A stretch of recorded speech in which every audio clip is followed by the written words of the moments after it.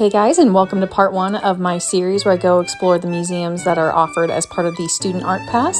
So the random number generator today picked number 29 from the list, and I went through and saw that it was the Fashion and Textile Museum, which I was actually super excited for because it's not that far from where I live.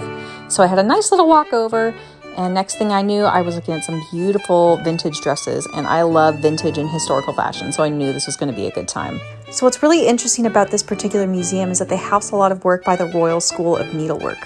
So the Royal School of Needlework got its start in the late 19th century, and it was actually patronized by one of Queen Victoria's daughters, and they sort of rose to fame after they did work for Queen Victoria's funeral pieces. So they went on to do different works for members of the royal family, and you'll even get to see that they did sample pieces for Queen Elizabeth II's coronation robes as well. I really loved this piece in particular. I love flowers, and I thought the silk work was so stunning.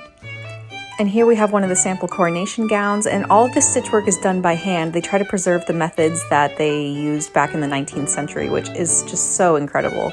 One thing I found out that they did as well during the World Wars was they created embroidery kits for soldiers who were suffering from shell shock because they noticed that soldiers that had stitch work to work on tended to be more relaxed and it helped take their mind off of their traumas.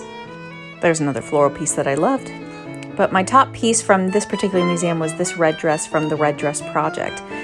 It's been an ongoing project for over 20 years, and seamstresses from 29 different countries have been working on this particular dress.